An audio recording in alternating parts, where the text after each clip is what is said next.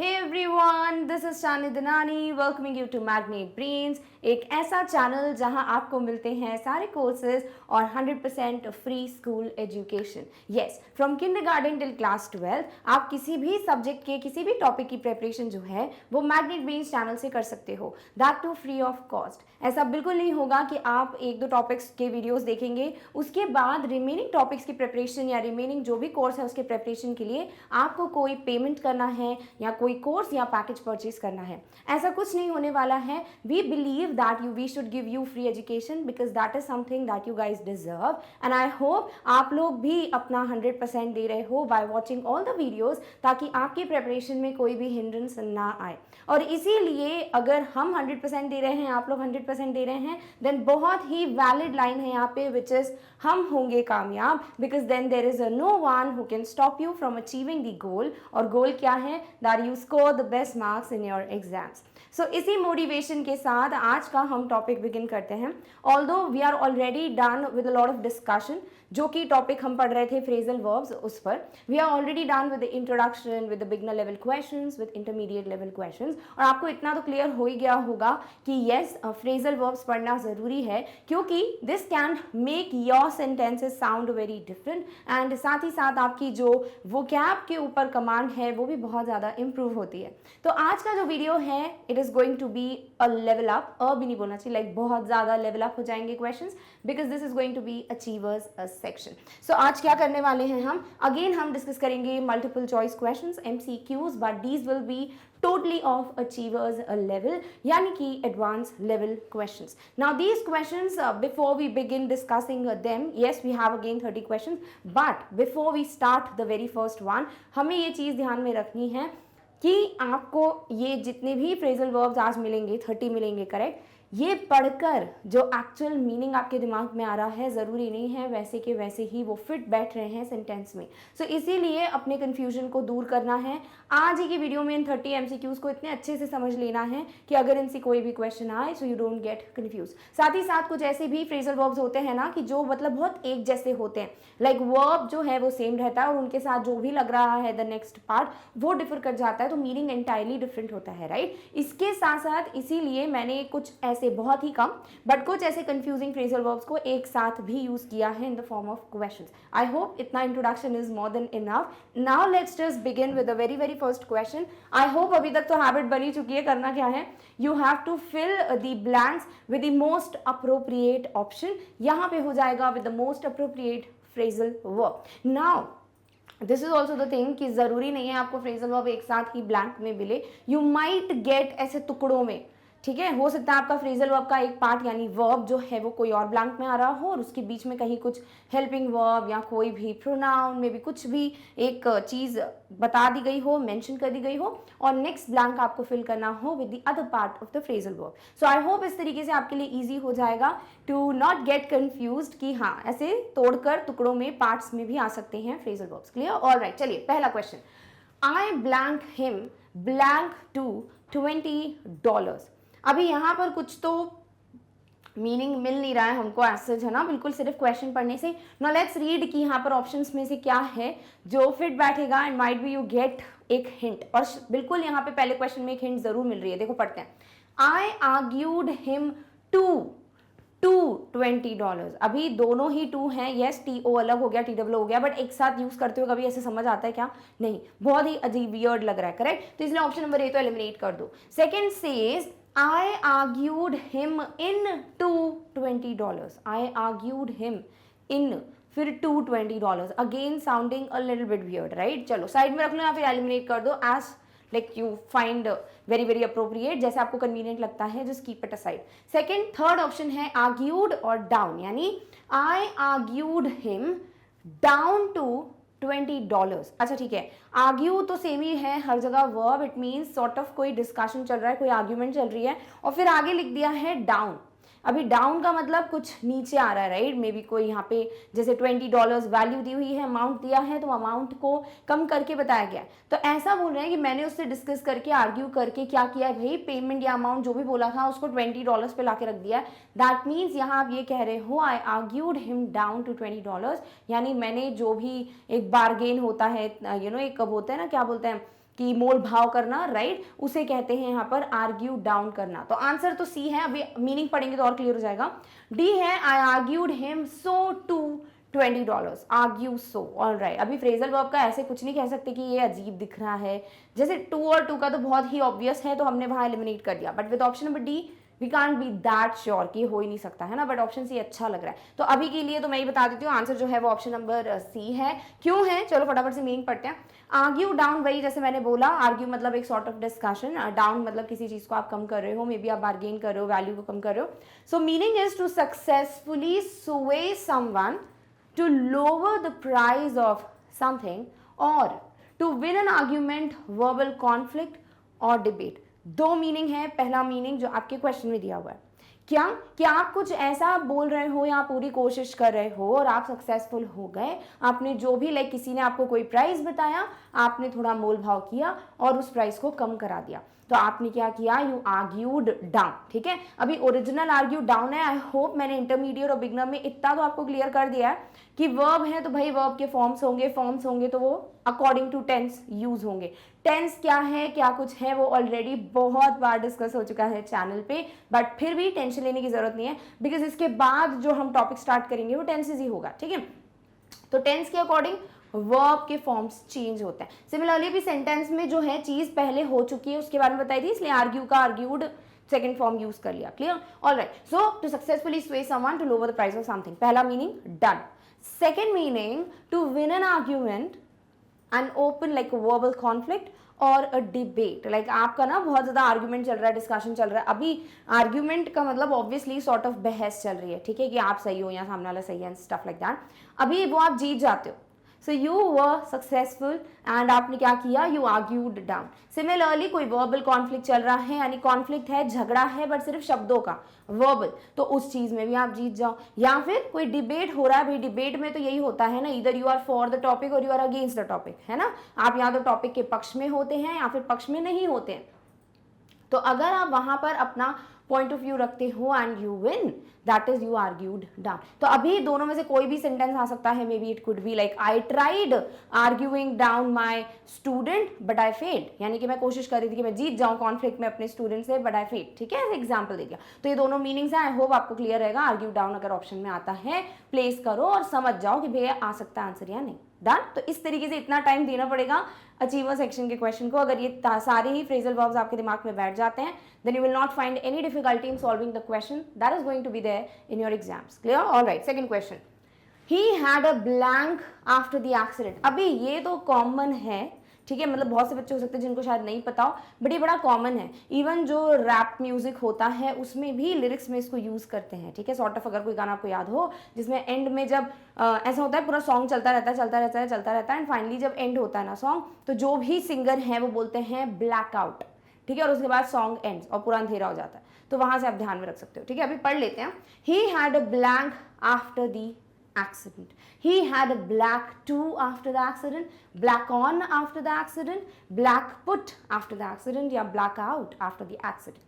अभी जब अगर आपको चक्कर आते हैं या आप बेहोश हो जाते हो तो डेफिनेटली क्या होगा, आपके आंखों के सामने अंधेरा छा जाएगा, है ना, कुछ नहीं दिखाई देगा एंड यू डोंट नो कि उस कुछ मिनटों में क्या हुआ, what ever, because everything will be dark, है ना, उसे कहते हैं ब्लैकआउट। तो थोड़े टाइम के लिए अनकॉन्शियस हो जाना, मे बी बेहोश हो जाना, पूरा अंधेरा छा जाना, उसे कहते हैं ब्लैकआउट। तो एक्सीडेंट के बाद क्या हुआ भाई, वो बेहोश हो गया, अनकॉन्शियस हो गया। तो यहाँ पर जो फ्रेजल वर्ब है वो है ब्लैकआउट। इजी है, कुछ भी ऐसा डिफिकल्टी नहीं था, राइट। ऑलराइट, अभी इसका मीनिंग पढ़ लेते हैं। So blackout is to experience a sudden and a temporary loss of consciousness. Consciousness का मतलब क्या होता है, जब आप जागरूक हैं, like you are in your senses. अभी मुझे पता है ना क्या हो रहा है, लाइक स्टूडियो में क्या है, यहाँ पे स्मार्ट बोर्ड है, अभी क्या लिखा हुआ है, लाइक मैं कॉन्शियस हो रही। अभी मैं बेहोश हो जाऊँ तो उसको क्या कहेंगे, अनकॉन्शियस, लाइक मुझे पता ही नहीं है अभी क्या हो रहा है, राइट। सो वही चीज एकदम से यानी सडन, और थोड़े टाइम के लिए, थोड़े वक्त के लिए, टेम्पररीली आप अपने कॉन्शियसनेस को खो देते हैं, यानी आप बेहोश हो गए, आपको नहीं पता, everything is very very dark, तो उसे कहते हैं ब्लैकआउट। ठीक है, तो ऐसे अगर म्यूजिक में भी इंटरेस्ट रखते हो या मूवीज देखते हो, कई बार कई ऐसे वर्ड्स मिल ही जाते हैं जिनका मीनिंग अगर आप सर्च कर लो, आपकी वो क्या, आपकी जो एक लिस्ट है वो इंप्रूव होती जाएगी। Clear, alright. चलिए third question. Please blank your keys when you leave the hotel. अभी इधर पे भी एक बहुत ही कॉमन सा फ्रेजल वर्ब है, ज़्यादा कुछ भी ऐसा डिफिकल्ट नहीं है, ठीक है। Please hand to your keys when you leave the hotel, please hand off your keys when you leave the hotel, please hand in your keys when you leave the hotel, and last one is please hand out your keys when you leave the hotel। अभी इधर कुछ भी हो सकता है ना, because यहाँ पे ये तो समझ आ गया कि भैया जब आप अपना मतलब होटल छोड़ के चले जाओ, यानी कि जब आप चेकआउट करेंगे, चेकआउट पढ़ा था हमने, आई होप याद हो, चेक इन पढ़ा था आई गेस, तो चेक इन चेकआउट आपको याद होगा।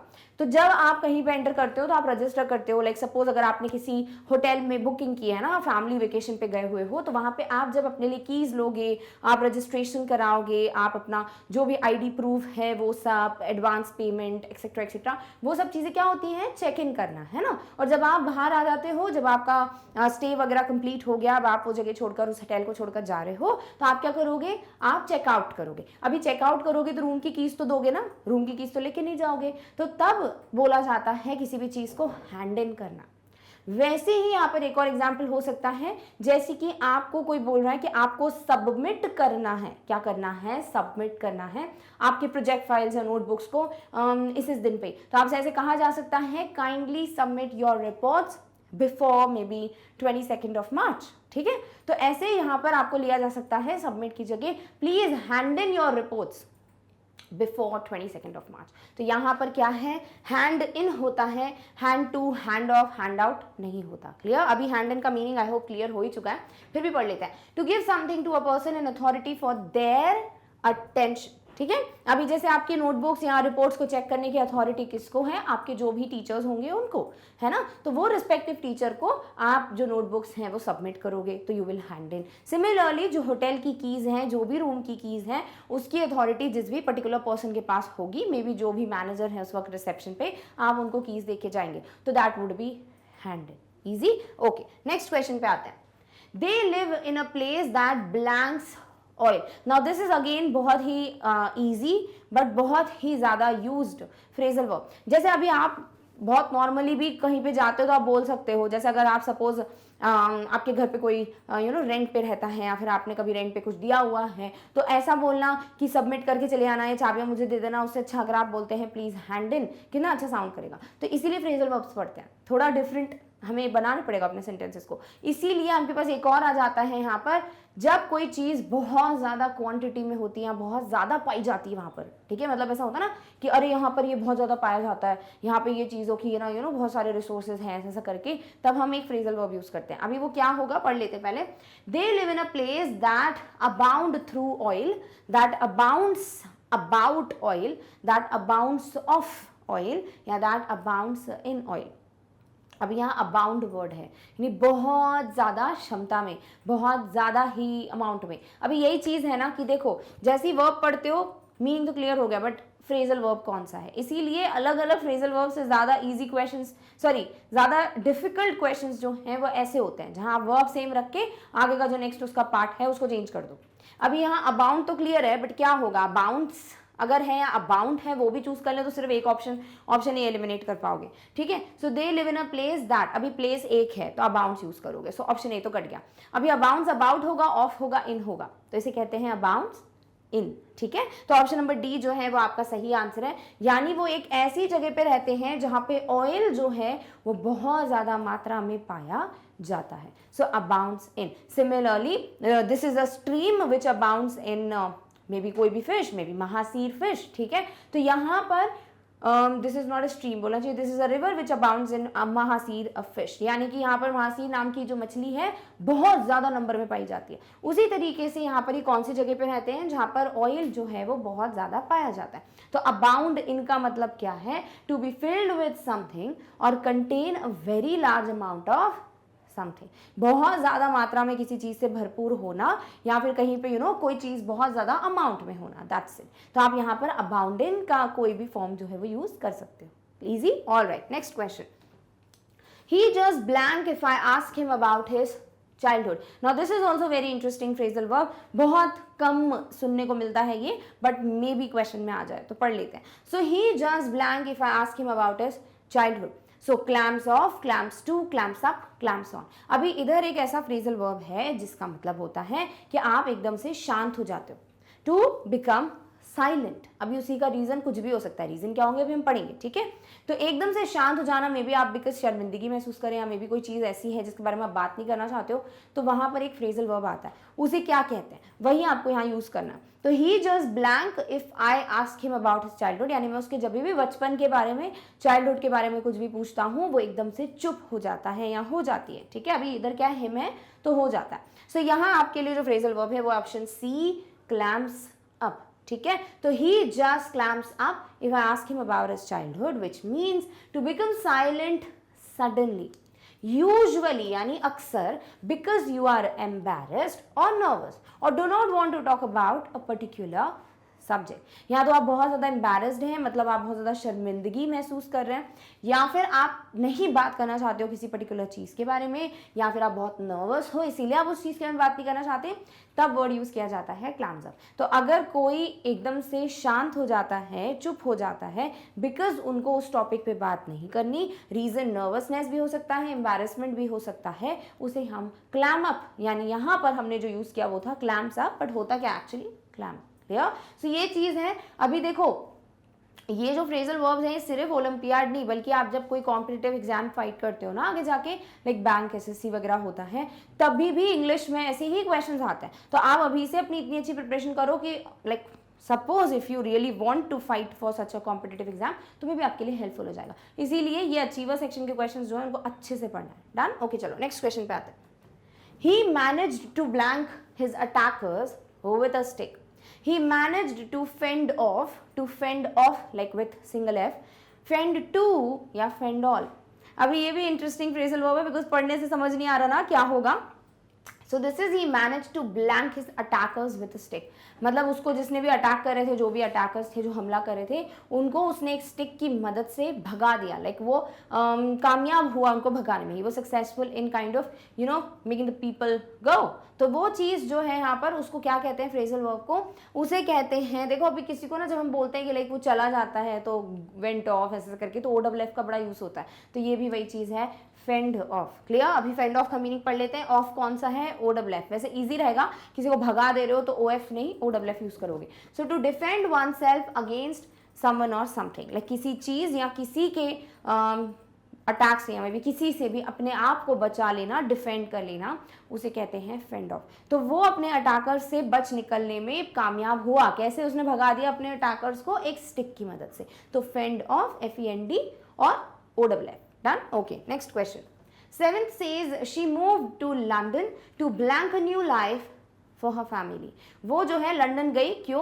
क्योंकि उसको अपने परिवार के लिए एक नई जिंदगी बनानी है, लाइक कुछ ऐसा करना था जिससे उनकी जो फैमिली की लाइफ है वो इम्प्रूव हो, बेटर हो। ठीक है, तो ये क्या लिखोगे आप यहाँ पर? वैसे इजी है अगर ध्यान से पढ़ते हो तो।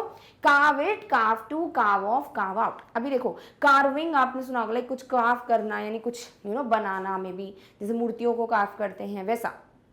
तो यहाँ कुछ बनाना, क्या बना रहे हैं? एक नई जिंदगी बनाने की कोशिश कर रही है वो, इसीलिए वो लंदन चली गई है ना, टू अर्न मोर। अभी इधर क्या होगा? Carve it a new life, carve to a new life, carve off, carve out, है ना। तो यहाँ अगर कॉमन सेंस यूज करें तो कुछ ऐसा है कि भाई बनाना है ना, तो कुछ जो रिजल्ट होगा, आउटपुट होगा, which is going to be out, तो it is going to be curve.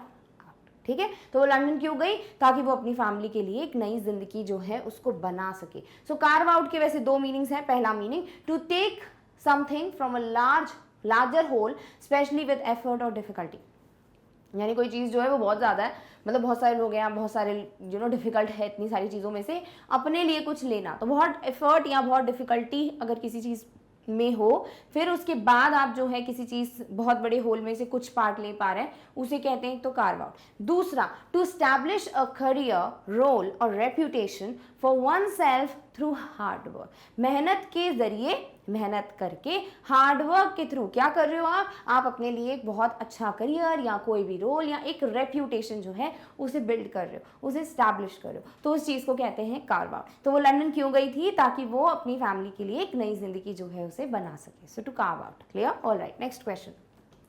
High interest rates have blank investment. High interest rates have choked off investment, choked off OFF, choked on या choked it। अभी यहाँ पर चोक word का use करना है। वैसे कभी भी कोई चीज़ ऐसे जैसे ड्रेनेज सिस्टम की हम बात करें तो बोलते हैं ना चोक हो गया है, लाइक जब ड्रेनेज सिस्टम में कुछ फंस जाता है तो आपके हाउस होल्ड का जो भी डर्टी वाटर है वो पास आउट नहीं होता, करेक्ट, तो उस चीज़ को हम चोक हो गया है ऐसा कहते हैं। उसी तरीके से यहाँ पे भी वर्ड चोक यूज़ किया है। चोक वैसे भी यूज़ कर सकते हो, जैसे अगर है ना आपको ब्रीदिंग में प्रॉब्लम हो रही है बिकॉज बहुत ज़्यादा कार्बन डाइऑक्साइड आपने इनहेल कर लिया है, तो कहते हैं ना चोकिंग फील हो रही है, वो भी चोक है। चलो वो तो क्लियर है ना, हमको चोक तो हर जगह ही दिया हुआ है, बट कौन सा वाला नेक्स्ट पार्ट होगा, correct, this is going to be option B which is choked off. ठीक है, तो हाई इंटरेस्ट रेट्स, बहुत ज्यादा जो इंटरेस्ट रेट्स लग रहे हैं, उन्होंने क्या किया, उसका रिजल्ट क्या है, हैव चोक्ड ऑफ इन्वेस्टमेंट, कि भाई वो जो इन्वेस्टमेंट करते थे लोग, अभी इतना इंटरेस्ट रेट बढ़ गया है कि उस वजह से इन्वेस्टमेंट लोग कर ही नहीं पा रहे, बिकॉज उनको प्रॉब्लम लग रहा है कि भाई नुकसान हो रहा है ना। तो यहाँ पे चोक्ड ऑफ का मीनिंग वैसे ही जैसे आप चोक वर्ड का पढ़ते हो, to choke off financial growth means to restrict और control the rate at which a country's economy can grow. कुछ भी फाइनेंशियल ग्रोथ को चोक ऑफ करना यानी उस पर एक रोक लगा देना, जिस वजह से किसी भी देश की जो इकोनॉमी है वो ग्रो नहीं कर पा रही। To bring to an end the growth of, second meaning जो इसी से मिलता जुलता, किसी चीज को आप एंड पे ले आ रहे हो या किसी चीज की ग्रोथ जो है वो नहीं हो पा रही है बिकॉज कुछ ऐसा हुआ है, so to choke off. Clear, easy. Alright, next पे आते हैं, which is ninth question, I got out my wallet and began to blank the money। ये भी बहुत इंटरेस्टिंग फ्रेजल वर्ब है। This is dole in, dole on, dole out, dole off। वैसे ये बहुत कम देखने को मिलता है, लेकिन अगर आप इस पर रिसर्च भी करेंगे तो भी बहुत कम जानकारी मिलेगी, बिकॉज यूज नहीं होता इतना फ्रीक्वेंटली। ठीक है, बट बिकॉज ये अचीवर्स है, कहीं से भी क्वेश्चन आ सकते हैं, तो I could not take a risk, इसलिए मैंने ये भी इंक्लूड कर दिया। ठीक है, अभी डोल इन है, ऑन है, आउट है, ऑफ है, पहले मीनिंग बता देती हूँ। यहाँ पे ये दिया है कि मैंने अपना वॉलेट निकाला and began to blank the money, और मैं जो पैसे हैं उसको छोटे छोटे पार्ट्स में डिस्ट्रीब्यूट करने लगा। ठीक है, बांटने लगा। तो इसके लिए जो पर्टिकुलर ऑप्शन है या फ्रेजल वर्ब है वो होता है डोल आउट, लाइक बाहर दे रहे हो पैसे, ऐसे याद रख सकते हो। अभी डोल आउट का मीनिंग क्या है, to give out usually in shares to each member of a group, like आप इक्वल एक जो भी हिस्सा है उस हिसाब से पैसे को दे रहे हो, है ना, तो शेयर्स में दे रहे हो या छोटे छोटे पार्ट्स में दे रहे हो, उसे कहते हैं डोल आउट। तो वही चीज बोली, मैंने अपना वॉलेट निकाला और पैसे जो है मैं ऐसे शेयर्स में या पार्ट्स में छोटे छोटे डिस्ट्रीब्यूट करने लगा। Easy, okay. चलिए अब आते हैं नेक्स्ट यानी 10th क्वेश्चन पे, which says companies blank the cuteness of kids. अभी ये बहुत प्यारा है, देखो अगर नेचुरली यही होता है, जैसे आप कभी कोई एडवर्टीजमेंट देख रहे हो, है ना, किसी भी प्रोडक्ट का एडवर्टीजमेंट देख रहे हो, अभी आपके पास दो तरीके के एडवर्टीजमेंट्स हो सकते हैं, एक जिसमें नॉर्मली वही जो कैरेक्टर्स हैं वो नॉर्मल तरीके से एक्ट कर रहे हैं, वैसा टाइप का एडवर्टीजमेंट। अभी एक एडवर्टीजमेंट है जिसमें बहुत ही प्यारे क्यूट से इनोसेंट से बच्चों को ले लिया और उनको इतना अच्छा एक्ट कराया, जो कि आप देखते भी होंगे। कोई सोशल मीडिया साइट भी है जिसपे बहुत सारे बच्चों को यूज़ किया जाता है, एक कोई मतलब सोशल मीडिया साइट नहीं, एक कोई मतलब ऑनलाइन सेलिंग शॉप है, शॉप नहीं साइट है, जिसको आप अगर उनके एडवर्टीजमेंट्स देखते हैं तो उसमें एक एक्टर एक्ट्रेस तो ली हुई हैं बट उसके अलावा बच्चों को भी लिया। तो फिर ऐसे एडवर्टीजमेंट्स क्या करते हैं, बहुत ज़्यादा रन करते हैं। क्यों? Because every one loves the innocence of children, right. तो उस चीज़ को यूज़ करते हुए दे मेक श्योर कि एडवर्टीजमेंट्स जो हैं वो ज़्यादा रन करें, करेक्ट। तो यहाँ पे उसी से रिलेटेड आपको एक फ्रेजल वर्ब दिया है, which is going to be companies blank the cuteness of kids, यानी बच्चों की जो क्यूटनेस है उसका इस्तेमाल करते हैं कुछ कंपनीज, बिकॉज दे वांट कि भैया एडवर्टीजमेंट ज़्यादा से ज़्यादा लोग देखें, मे बी प्रोडक्ट्स भी बाय करें। सो यहाँ पर cash in to, cash in with, cash in off या कैश इन ऑन, बहुत ही अलग टाइप का फ्रेजल वर्ब है, करेक्ट। तो इसको हमें ऐसे यूज करना है, which is cash in on, यानी किस पे बेस्ड, बच्चों की क्यूटनेस पे बेस्ड, इसीलिए on the cuteness of kids. क्या कर रहे हैं, कैश इन, यानी पैसा कमा रहे है ना, तो कैश इन ऑन। इजी हो गया, ध्यान में रखना। अब मीनिंग पढ़ लेते हैं।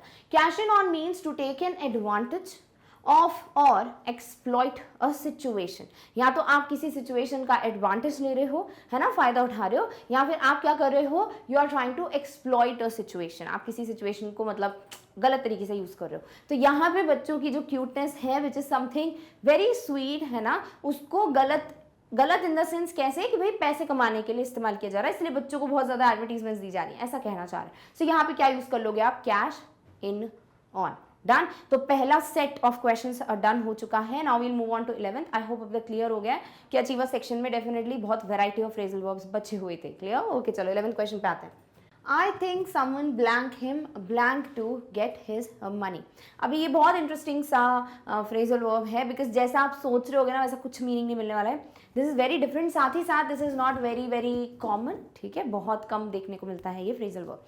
सबसे पहली बात तो कई कबार ऐसा हो सकता है कि आप जो फ्रेजल वर्ब्स पढ़ते हैं वो पढ़ते हैं आप ओरिजिनल वर्ब फॉर्म यानी फर्स्ट वर्ब फॉर्म में, है ना। अभी कई कबार नहीं, लाइक मेजॉरिटी ऑफ टाइम्स जो सेकंड फॉर्म या थर्ड फॉर्म है उसको देखकर ही आप फर्स्ट फॉर्म ऑफ वर्ब जो है इजीली आइडेंटिफाई कर लेते हो। बट व्हाट इफ अगर कुछ हेल्पिंग वर्ब की फैमिली से ये जो बातें हैं हेल्पिंग वर्ब ये सब चीज़ें, अगर टेंस का वीडियो नहीं देखा तो क्लियर नहीं हो रही होंगी, बट नहीं करो टेंशन, क्यों? क्योंकि अभी अगली बार जो नेक्स्ट टॉपिक होगा वही होगा टेंसेस, है ना। तो सबसे पहली बात तो यहाँ पे आपको वही चीज़ ध्यान में रखनी है, इफ इन केस आप ऑप्शन पढ़कर नहीं क्लियर कर पा रहे हो अपने माइंड में कि ये कौन सा फ्रेजल वर्ब है, तो सबसे पहले तो उसका फर्स्ट फॉर्म ऑफ वर्ब पढ़ो, ठीक है। जैसे डिड जो है वो किसका सेकंड फॉर्म या फिर डिड का फर्स्ट फॉर्म क्या है? डू। तो आप पढ़ सकते हैं डू इंस्टेड ऑफ डिड। तो क्या पढ़ोगे? Do in, do out, do of, do with, ठीक है। अभी मैंने बोला ना क्या पढ़ रहे हैं हम, कुछ भी हो इनमें से, चलो do in, do out, do of, do with. क्या कोई ऐसा मीनिंग मिल रहा है दिमाग में जो यहाँ फिट बैठे? नहीं, है ना। बट ये अलग है, बहुत अलग टाइप का फ्रेजल वर्ब है। सो आई थिंक समवन, मुझे लगता है कि blank him, definitely do him, in, to, out, to, off, to, with, to get his money. अभी यहाँ जो फ्रेजल वर्ब है इसका मतलब है किसी को किल कर देना, to murder somebody, to kill somebody या someone, ठीक है। अभी टू किल का इधर पे क्या मीनिंग निकल जाएगा अब कि मुझे लगता है किसी ने उसको मार डाला, किसी ने उसको किल कर दिया ताकि वो उसके पैसे ले सके, टू गेट हिज मनी। तो यहाँ पर आप जो ऑप्शन फिल करेंगे वो होता है डू इन, ठीक है। So I think someone did him in to get his money, क्योंकि ये पास्ट की बात कर रहा है इसलिए डिड आ गया। अब इसका मीनिंग पढ़ लेते हैं। सो डू इन का मीनिंग वही है जो मैंने भी बताया, टू किल समबडी, हाँ, और योरसेल्फ या खुद को भी मार डालना, वो भी टू इन कहलाता है, डू इन कहलाता है। तो डू इन पढ़ते से ये मीनिंग आता है कि दिमाग में? नहीं, but this is also actual phrasal verb, to kill somebody और to kill yourself. Easy, okay. Next question 12th है, I should try to prepare you for your decision rather than just blank it blank you suddenly।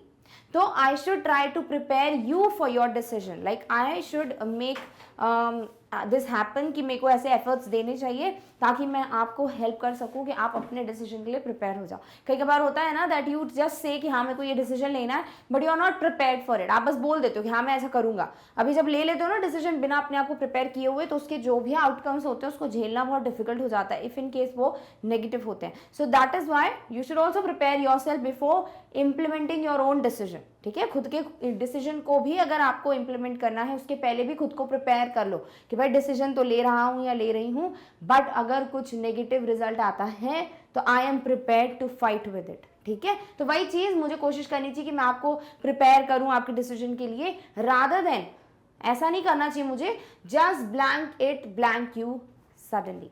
क्या दिया हुआ है यहाँ? Spring to, springing to, springing on, springing of.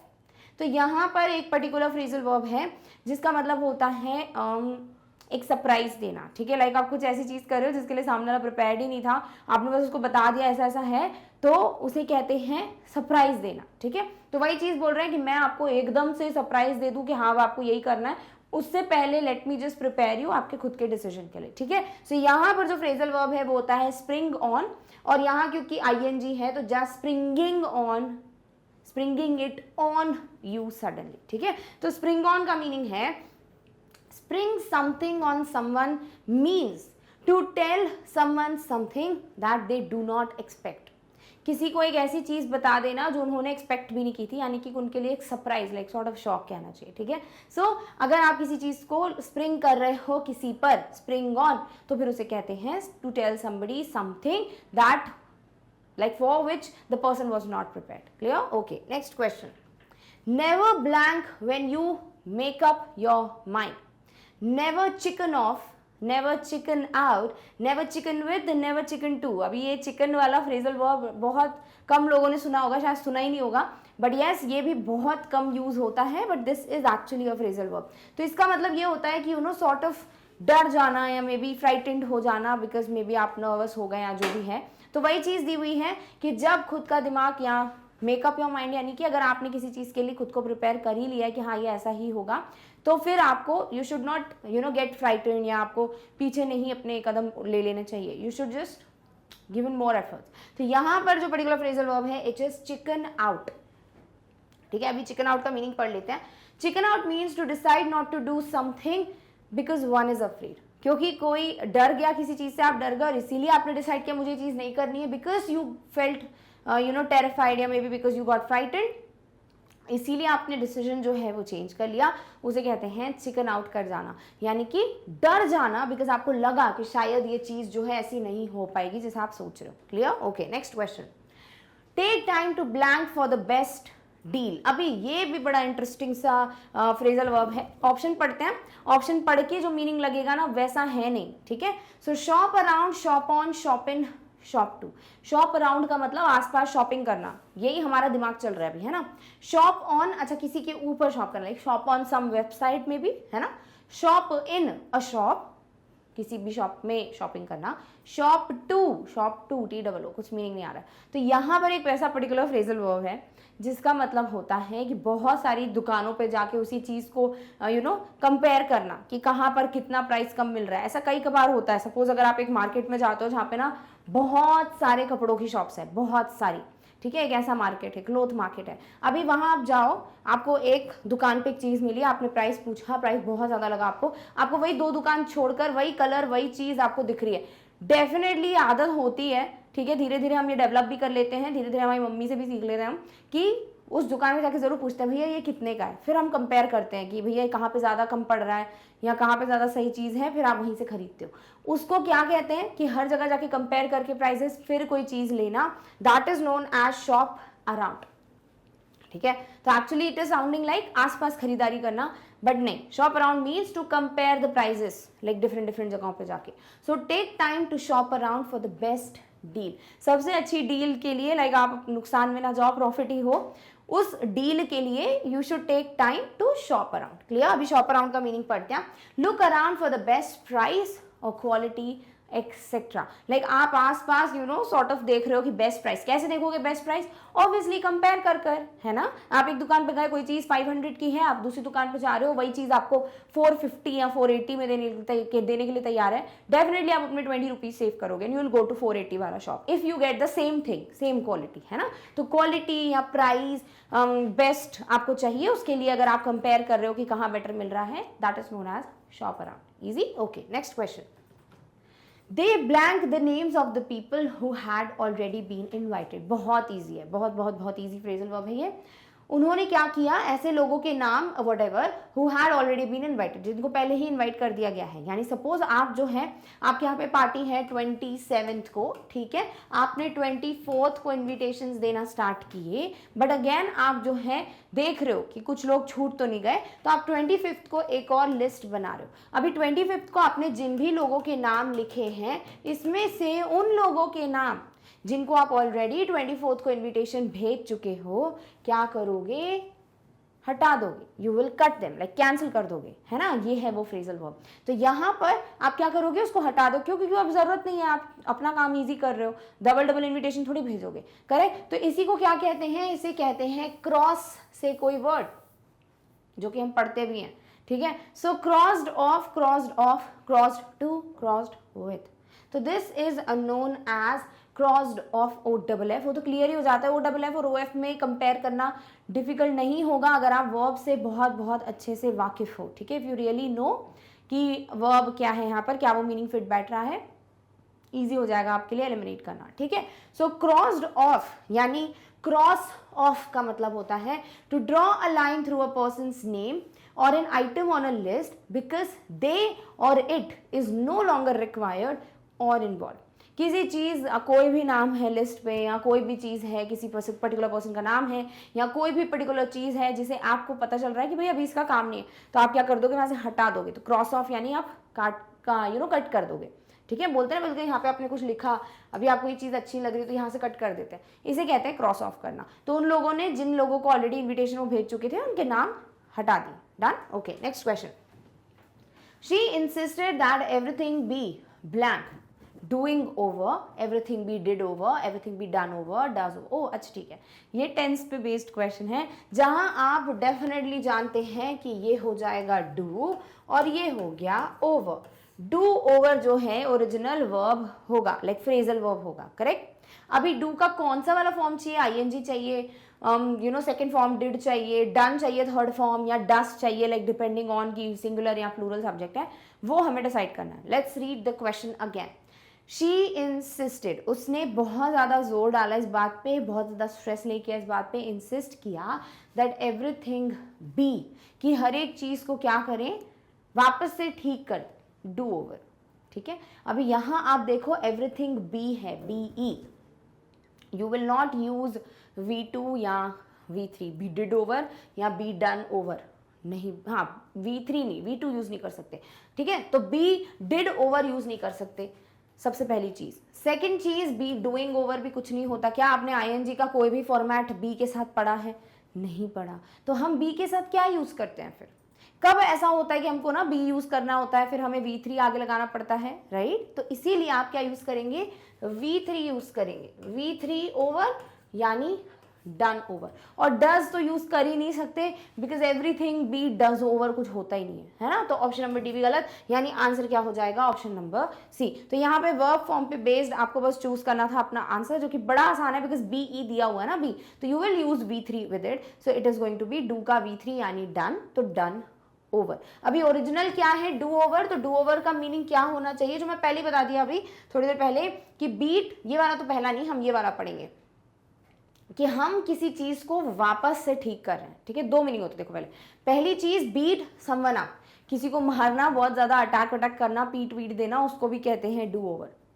Second होता है to search a place especially while searching for something worth stealing, और ये वो मीनिंग है जिसपे सबसे ज्यादा बार क्वेश्चन आता है, मतलब अगर कभी आता है तो इसी वाले पे सेंटेंस आता है, किसी चीज को इतने अच्छे से सर्च कर लेना। क्यों कर रहे हो अच्छे से सर्च, क्योंकि आपका जो मोटिव है वो है कुछ चुराने का। So when you want to find something worth stealing, ठीक है, चोरी करने लायक, then you search a place, और उसे कहते हैं डू ओवर। थर्ड है न्यू अटेम्प्ट और opportunity to do something after a previous attempt has been unsuccessful और अनसैटिस्फैक्टरी, यानी किसी चीज को वापस से आप कर रहे हो बिकॉज पहले या तो आपने अच्छे से काम नहीं किया, फेल हो गए, या फिर मजा नहीं आया कि नहीं मैंने इतने अच्छे से नहीं किया वो काम, अभी आप फिर से उस चीज को स्टार्ट करोगे, फिर से उस पर अपनी मेहनत लगाओगे, उसे कहते हैं वापस से आप ठीक कर रहे हो, तो डू ओवर, जो कि मीनिंग आपको क्वेश्चन में मिला, ठीक है। सो ये तीन मीनिंग है, तीनों में से जो भी क्वेश्चन आ जाए, लाइक जो भी स्टेटमेंट आ जाए और आपको दिख जाता है डू ओवर या उसका कोई भी verb form, please make sure कि आप ये मीनिंग्स रिवाइज करें एंड अकॉर्डिंगली आप आंसर को टिक करो। Done, okay. Next is 17th question, जहां सेंटेंस है it is impossible to talk to him today, he must have blank, ठीक है। आज उससे बात करना बिल्कुल पॉसिबल नहीं है। क्यों?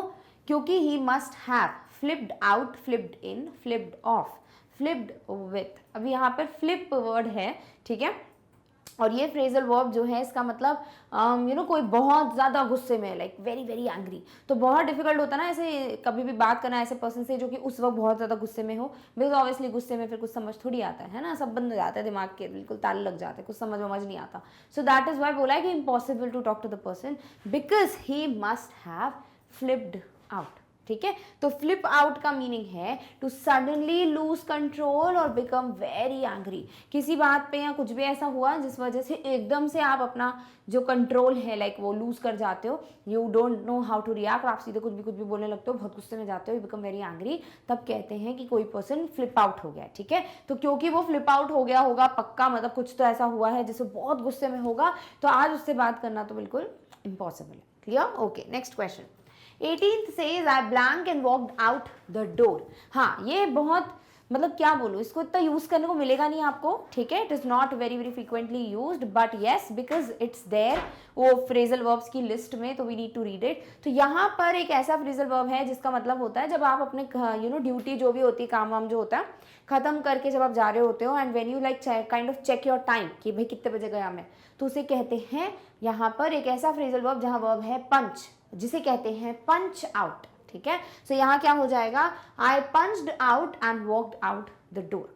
अभी इसका मीनिंग क्या है? So punch out means to register one's departure from work specially by means of a time clock. वैसे आप देखो तो अगर अराइवल होता है लाइक जब आप जा रहे हो जॉब पे, तो कई ऐसी कंपनीज हैं जहां पर आप अपना fingerprint like kind of touch करते हो तो आपकी एंट्री हो जाती है कि आप इतने इतने बजे जो है ऑफिस में एंटर हुए, सो दैट अगर आप लेट होते हैं जो भी तो आप एक्शन लिया जा सके। सिमिलरली जब आप ऑफिस से बाहर जा रहे हो और आप उस टाइम को भी रजिस्टर कर रहे हो by kind of punching on like a special type of a clock, उसे कहते हैं पंच आउट करना, ठीक है। तो क्योंकि कभी अगर आ गया गलती से तो ध्यान में होना चाहिए, वैसे नहीं आता है ये, ठीक है, बहुत ही मैंने कभी मतलब नहीं देखा कि पूछा जा रहा हो ये, but we should know. So punch out means कि आप अपना डिपार्चर टाइम जो है काम से जब आप वापस जा रहे हो उसको जब रजिस्टर कर रहे हैं especially by kind of clock, तो उसको कह सकते हो punch out. Easy, okay. Next question, I think he was blank it by his cousins.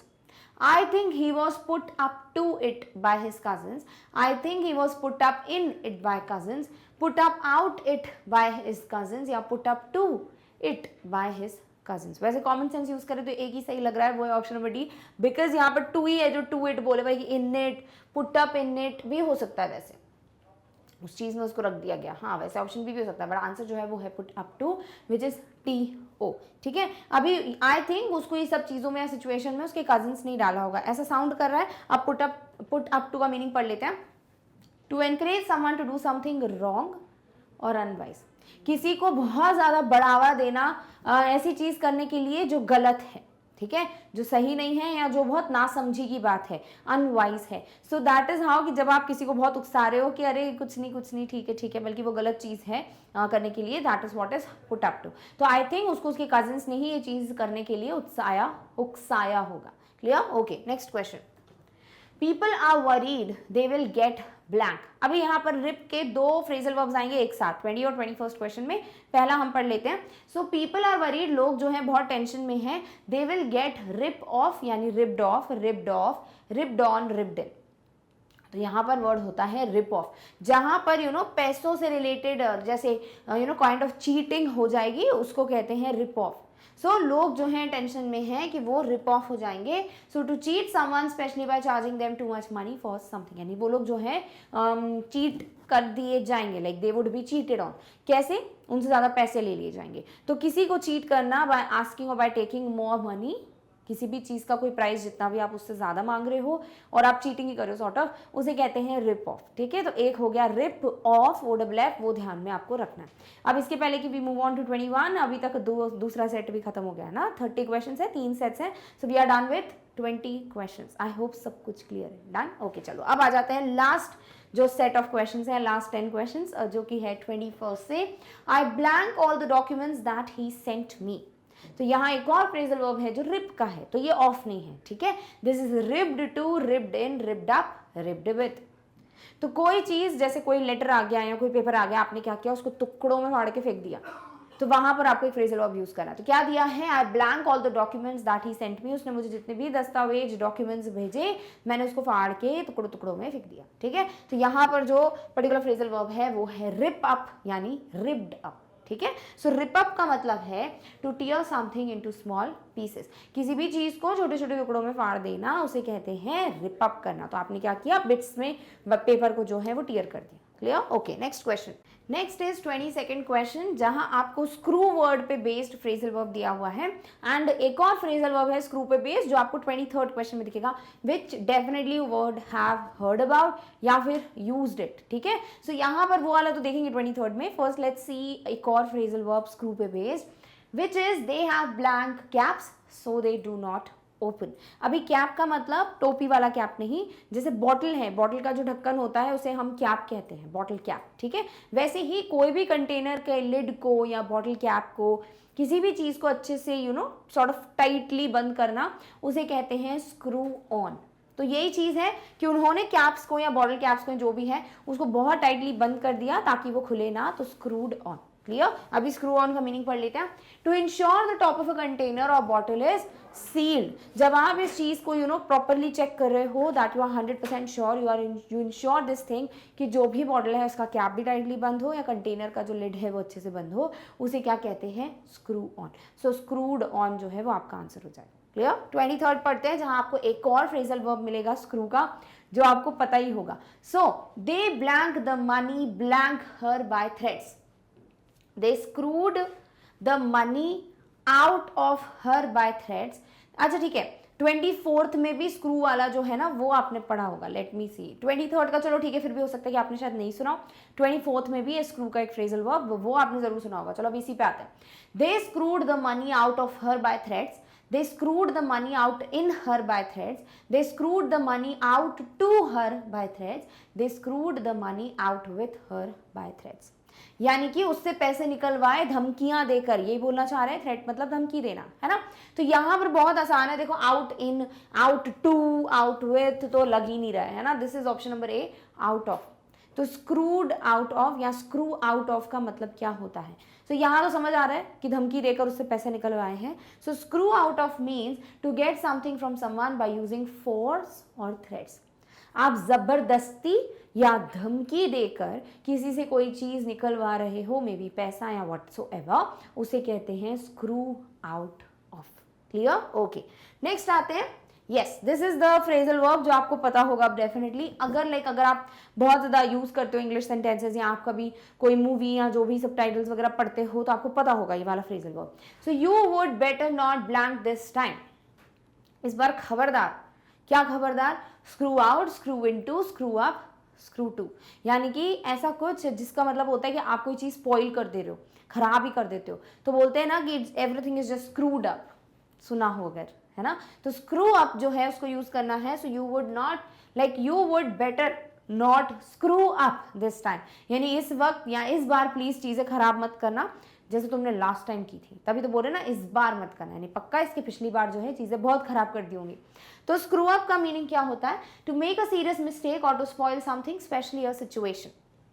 किसी चीज में बहुत बड़ी गलती कर देना या फिर आप कुछ चीज को बहुत ज्यादा बेकार कर दे रहे हो, स्पॉइल कर दे रहे हो, स्पेशली कोई सिचुएशन खराब कर दे रहे हो आप, उसे कहते हैं स्क्रू अप करना। So screw up means when you just kind of spoil everything, that is what is screw up. Clear? I hope ये पता होगा, ये पढ़ा होगा आपने कभी ना कभी। अभी ध्यान में रखना है ये तीनों स्क्रू वाले फ्रेजल वर्ब्स। क्लियर? ओके, चलिए नेक्स्ट पे आते हैं। I can't afford the vacation for it would blank my savings। अभी ये भी बहुत आसान है समझना, बिकॉज इसमें एक ऐसा फ्रेजल वर्ब है जिसका एक नॉर्मल मीनिंग तो हम सबको पता है, दूसरा भी आपको पता होना चाहिए। ठीक है, क्या दिया है कि मैं एक वेकेशन, एक छुट्टियां जो है मैं उसको अफोर्ड नहीं कर सकता हूँ। क्यों? Because it would blank my savings, क्योंकि जो भी मैंने बचत की थी, जो भी मेरी सेविंग्स थी, उसको ये क्या करेगा? Eat on, eat up, eat to, eat in. अभी ईट अप क्या हो जाता है? खा जाना, है ना। ईट अप का मतलब आप कोई भी चीज खा रहे हो, है ना, आप कोई भी चीज कंज्यूम कर रहे हो। वैसे ही अगर कोई भी रिसोर्सेज कंज्यूम हो रही हैं, कोई चीज बहुत ज्यादा इस्तेमाल हो जाएंगी, उसे भी कहते हैं ईट अप। ठीक है, तो मैं अफोर्ड नहीं कर सकता वेकेशन। क्यों? क्योंकि अगर मैंने वेकेशन लिया तो वो जो भी खर्चे होंगे ना, वो मेरी पूरी बचत को खा जाएंगे, यानी मेरी बचत जो है वो पूरी तरीके से कंज्यूम हो जाएगी, कुछ भी नहीं बचेगा मेरे पास। Clear? So eat up is the correct phrasal verb which means if something eats up money, time और रिसोर्सेज, इट यूजेस देम और consumes them in great quantities. कहते ना ये मेरा बहुत समय खा रहा है। अभी समय कैसे कोई खा सकता है? इसका मतलब क्या हो रहा है कि आपका टाइम वेस्ट हो रहा है ना। वैसे ही कोई रिसोर्सेज या कोई पैसे, मनी जो है, अगर वो ईट अप कह रहे हो यानी कि it has been consumed in a large quantity, उसे कहते हैं ये phrasal verb. Clear? Okay, next question पे आते हैं। The children had to blank to pay the fare. Fare का मतलब क्या होता है? FARE, किराया, है ना। तो the children had to dig edge, dig to, dig to, dig down. अभी यहाँ पर डिग वर्ड है, ठीक है। यहाँ पर इसका मतलब होता है कि आपको खुद अपने पॉकेट से पैसे निकालने पड़ेंगे, खुद अपने पॉकेट से पैसे कंट्रीब्यूट करने पड़ेंगे। ठीक है, सो बच्चों को यही कंट्रीब्यूशन करना पड़ रहा है ताकि वो जो किराया है, फेयर है, वो पे कर पाए। So dig down. ठीक है, व्हाट डज दिस मीन?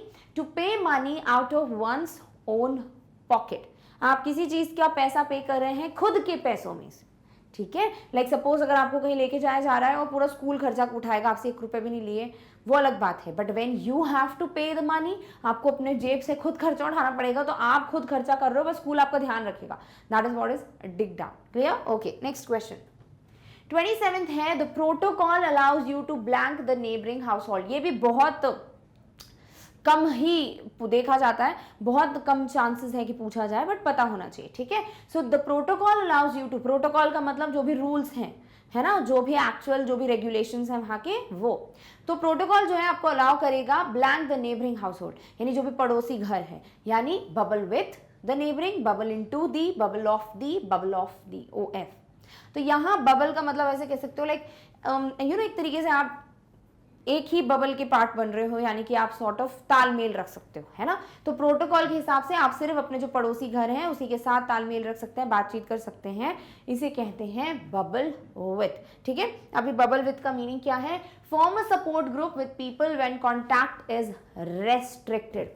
कभी कोई सिचुएशन जहां आप लोगों से बात नहीं कर सकते, मे बी ऐसी सिचुएशन आ गई है when the contact is restricted, तब अगर आप एक सपोर्ट ग्रुप बना रहे हो उन लोगों के साथ जो भी प्रोटोकॉल के अंदर आएंगे, उसे कहेंगे बबल विथ, यानी एक बबल का पार्ट बना ले रहे हो, एक कॉमन ग्रुप बना रहे हो। Clear? Okay, next question. This hotel is full, let's blanket blank and try other hotel. ये भी बड़ा interesting but very less commonly used, उसे कहेंगे ये वाला फ्रेजल वर्ब, ठीक है। तो ये होटल तो भर चुका है भाई, दिस होटल इज फुल, तो लेट्स क्या, ट्राई अदर होटल। अब इधर क्या है? Let's bin it off, let's bin it off, let's bin it to, let's bin it in. तो यहां पर जो वर्ड आएगा वो है bin off, OFF, which means to abandon a plan, idea और an initial intention of doing something. Abandon का मतलब खारिज कर देना, यानी आपने कोई प्लान किया कुछ भी किसी चीज का, या आपके दिमाग में कोई आइडिया आया, या आप कोई इनिशियल कोई चीज सोच रहे थे, you just kind of had in intention कि ऐसा ऐसा करेंगे, अब वो चीज को आप खारिज कर रहे हो। लाइक आपने डिसाइड कर लिया था कि मैं ये होटल में ही स्टे करने वाला हूँ, व्हेन यू वेंट आपको पता चला कि it is already booked, may be कोई शादी वादी है, so they have already booked the complete hotel. तो आप क्या करोगे? अब वहीं खड़े रहोगे? नहीं ना, यू वुड बी लाइक चलो let me just abandon this plan, मेरे को नहीं रहना है इस होटल में बिकॉज मजबूरी है, let me just go in search of other hotels. तो वही बोला है बिन इट ऑफ, यानी कि रहने दो, मिट्टी पाओ। क्लियर? ओके, नेक्स्ट क्वेश्चन जो कि है last second question. He told his brother to blank and leave him alone. उसने अपने भाई को बोला to blank and leave him alone. ये चीज भी नहीं पूछी जाती है बिकॉज ये थोड़ा सा रूड हो जाता है, बट यस पता होना चाहिए, ठीक है। सो उसने अपने भाई को क्या किया भाई? बोला to hop to hop in, to hop it, to hop off. Hop पता है ना, हॉप करते कैंगैरूज हॉप करते हैं, पता होगा। तो यहाँ पर एक तरीका होता है जिसे कहते हैं हॉप इट, और हॉप इट का मीनिंग होता है कि गेट आउट, यहाँ चले जाओ, ठीक है, बहुत ही रूड वे में। तो हॉप इट का मीनिंग है use to tell someone to go away. So यहाँ पर उसके जो भाई है उसने क्या किया? उसको बोला कि निकल जाओ यहाँ से मेरे कमरे से, that is go away from here, उसको बोलते हैं हॉप इट। क्लियर? ओके, चलिए अब आ जाते हैं लास्ट और फाइनल क्वेश्चन पे, which is we blank when we heard the good news. Now this is also something very very nice, आप यूज कर सकते हो इस फ्रेजल वर्ब को जब भी चाहो। So this is we perked in, perked up, perked on, perked to when we heard the good news। तो यहाँ एक फ्रेजल वर्ब है जिसका मतलब होता है बहुत खुश जाना, चीयरफुल हो जाना, और मतलब कुछ भी आपने ऐसे सुना हो तो यही बोल रहे हैं कि जब हमने एक अच्छी न्यूज़ सुनी, कुछ अच्छा सुना, तो हम लोग बहुत ज़्यादा एंथुजियास्टिक या बहुत ज़्यादा चीयरफुल हो गए। और उसी के लिए यूज़ किया जाता है पर्क अप, तो हो जाएगा पर्क्ड अप, है ना, बिकॉज आप पास्ट यूज़ कर रहे हो। So perk up means to become more lively और चीयरफुल, और to make someone more lively और चीयरफुल। या तो आप खुद बहुत ज़्यादा खुश मिजाज हो गए, आप में एक अलग ही लाइफ फिल हो गई, यानी कि you are feeling very nice, ठीक है, हैप्पी, पीसफुल, या फिर आप कुछ ऐसा कर रहे हो that you make the other person feel the same, उसे कहते हैं पर्क अप। सो इस तरीके से we are done with 30 questions based on the topic phrasal verbs, और इस तरीके से we are also coming to an end of the topic phrasal verbs. I hope introduction, beginner, intermediate or achiever section were more than enough to make you feel comfortable with the topic, that is phrasal verbs. और अब कोई भी question आएगा, you are there to just kill it. Clear? So I hope you are done with every kind of discussion, कहना चाहिए, that you don't have any doubt. But yes, अभी भी आपका काम यहाँ नहीं बचता है। What you have to do is keep on searching different sentences या डिफरेंट फ्रेजल वर्ब्स, ताकि कुछ भी ऐसा हो जो आपको नया दिख जाता है, व्हाई नॉट, क्या पता वही क्वेश्चन पेपर में आ जाए। सो यू नेवर नो क्या पूछा जाने वाला है, तो अपनी जो प्रेपरेशन है वो यहाँ पर आके खत्म नहीं कर देनी है, आपको हर एक टॉपिक पे जारी रखनी है, भले वो हमारे प्रीवियस टॉपिक्स हो या अभी जो हम करेंटली पढ़ रहे हैं। डन? ऑल राइट, चलिए। So with this we have come to an end of today's topics discussion, which was phrasal verbs पे based 30 MCQs जो कि थे totally advanced level के यानी achievers section के। But before we end this video, let me just make you feel more happy by kind of introducing you to the thing कि कैसे magnet brains पे आप बाकी भी सब्जेक्ट्स, बाकी भी कोर्सेज को फ्री ऑफ कॉस्ट और वो भी टॉप नॉच क्वालिटी कंटेंट के साथ पढ़ सकते हो। आपको क्या करना है, आपको बस विजिट करना है मैग्नेट ब्रेन्स की वेबसाइट, बिकॉज यहाँ पर सारी चीज़ें आपके लिए प्रॉपर अरेंजमेंट में होती हैं ताकि आपका टाइम जो है वो वेस्ट ना हो। इनफैक्ट आप जो भी फ्यू सेकंड्स या मिनट्स लेंगे वेबसाइट पे अपने वीडियो तक पहुंचने के लिए, वो एक सॉर्ट ऑफ इन्वेस्टमेंट ही हो। So what you have to do is just you have to go to any search engine, like you go to Google, type magnetbrains.com। जैसे वेबसाइट खोलते हो ये पेज आपके सामने आ जाता है और आपके सामने सारे जो भी ऑप्शंस हैं देखिए एक प्रॉपर ऑर्डर में ऑलरेडी अरेंज्ड होते हैं। अगर आप पढ़ना चाहते हो किंडरगार्टन से क्लास 12 तक का कोई भी सीबीएसई इंग्लिश मीडियम का टॉपिक या सब्जेक्ट, इस पर जाके क्लिक कर दो।